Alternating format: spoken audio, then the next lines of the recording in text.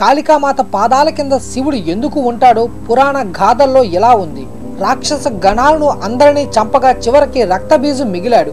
బ్రహ్మ ఇచ్చిన వరం ఫలితంగా రక్తబీజుని ఒంటి నుంచి ఒక్క రక్తం చుక్క భూమి మీద పడితే అప్పుడే వందలాది మంది సైనికులు పుట్టుకు వస్తారు. దీంతో దుర్గాదేవి అతనితో తలబడి గాయపరిచిన కొద్దీ అతని సైన్యం సంఖ్య పెరుగుతూ వచ్చింది. దుర్గాదేవి అయోమయ స్థితిలో పడింది.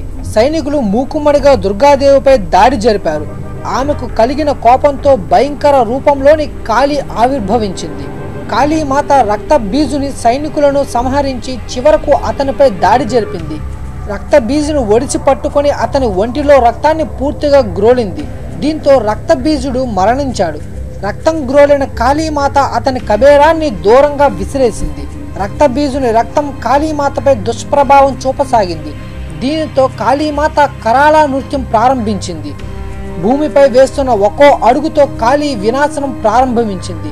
దేవతలు రక్షణకై జోక్యం చేసుకోవాలని శివుణ్ణి ప్రార్థించారు.